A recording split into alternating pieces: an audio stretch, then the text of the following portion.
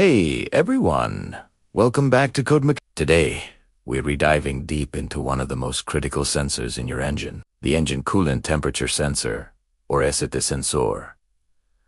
Think of it as your engine's personal thermometer. It plays a huge role in how your car runs, from fuel economy to preventing overheating. So, if you've ever seen trouble codes like P0115, P0116, P0117, P0118, or P0119, or if your engine is running hot, this video is for you. So, what does this little sensor actually do? The ECT sensor's main job is to measure the temperature of the engine's coolant. It then sends this information to the engine's brain, the engine control unit or ECU.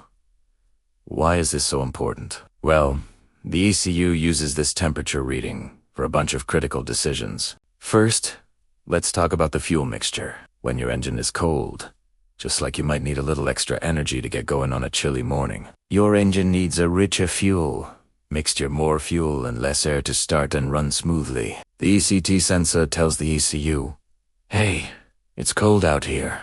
The ECU then injects more fuel. As the engine warms up, the sensor signals this change, and the ECU leans out the mixture, injecting less fuel to improve efficiency and reduce emissions. Without an accurate temperature reading, your car might run too rich, wasting gas and fouling spark plugs, or too lean, causing poor performance and potential engine damage. Next up is the cooling fan. Your radiator fan isn't always running. It only kicks in when the engine starts to get too hot, especially when you're stuck in traffic on a summer day. The ECT sensor is the trigger. Once the coolant reaches a specific temperature, the sensor's signal prompts the ECU to turn on the cooling fan, bringing the temperature back down to a safe level. A faulty sensor might not turn the fan on at all, leading to overheating, or it might make the fan run constantly, which can wear out the fan motor and waste energy. Now for the nerdy but super important part.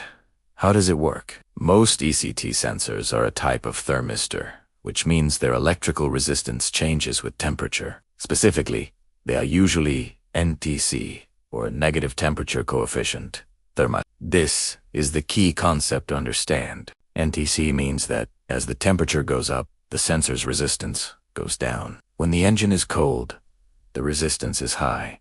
As it warms up, the resistance drops. The ECU sends a reference voltage to the sensor and reads the voltage that comes back. By measuring this voltage drop across the sensor, which changes with the resistance, the ECU can accurately calculate the coolant temperature. This relationship between resistance and temperature is called the resistance curve, and it's what allows the ECU to make all those smart decisions.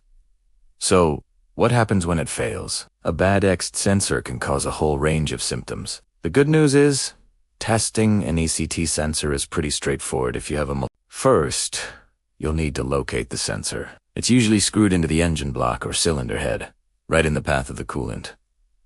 It'll have a 2-wire connector. With the engine off and cool, disconnect the electrical connector. Set your multimeter to measure resistance, or ohms. Place the multimeter probes on the 2 pins of the sensor. Now, you'll need your vehicle's service manual to find the correct resistance values for different temperatures. For example, it might say at 68 degrees Fahrenheit, the resistance should be around 2,500 ohms. If your reading is way off, the sensor is likely bad. You can also test it by placing the sensor in a pot of water and heating it on the stove, monitoring the resistance as the temperature rises. Remember, the resistance should drop smoothly as the water gets hotter. Any sudden jumps or an open circuit means it's time for a replacement. And that's the engine coolant temperature sensor explained. It's a small part, but it has a massive impact on your engine's health and performance. Getting a handle on how it works can save you from a lot of headaches,